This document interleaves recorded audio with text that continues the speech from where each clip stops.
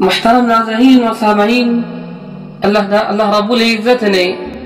چند لوگوں کو چند عذروں کی وجہ سے اللہ نے رمضان کے مہینے میں چھوٹ دی ہے، یعنی رمضان کے مہینے کے روزے کی قضا رمضان کے بعد کے مہینے میں کریں گے۔ ان میں سے سب سے پہلا نام ہے مسافر، جسے اللہ تبارک و تعالیٰ فرماتے ہیں فَمَنْ كَانَ مِنْكُمْ مَرِيضًا أَوْ عَلَى سَفَرٍ فَعِدَّةٌ مِّنْ أَيَّامٍ أُخَرَ، جو کوئی بندہ مسافر ہو، سفر کرنے والا ہو،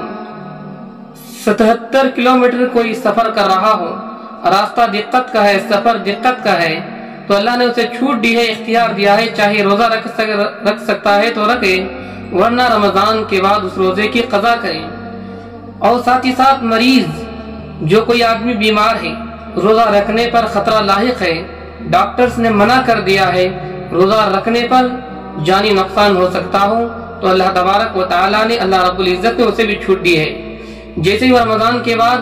ٹھیک ہو جائے، صحیح سالم ہو جائے، بیماری ختم ہو جائے، تو ایک روزے کے بدلے ایک روزہ ادا کرے گا، قضا کی ادا کرے گا۔ اور حاملہ عورت کو بھی اللہ نے چھوٹ دی ہے، اگر روزہ رکھنے کی وجہ سے جان کو خطرہ لاحق ہو تو ایسے وقت کے اندر روزے کی قضا حالت حمل ہونے کے بعد روزے کی قضا کرے گی۔ اور عورت کی جو مخصوص ایام ہوتے ہیں، حالت حیض و نفاس، اس میں بھی اللہ رب العزت نے عورت کو چھوٹ دی ہے اور رمضان کے بعد اس کی قضا کریں۔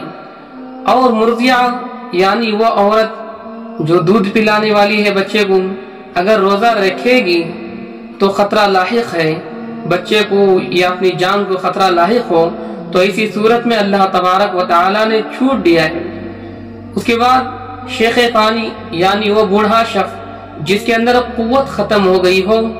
طاقت ختم ہو گئی ہو، روزہ نہ رکھ سکتا ہو، یعنی 70 سال 80 سال کی عمر ہو گئی ہو،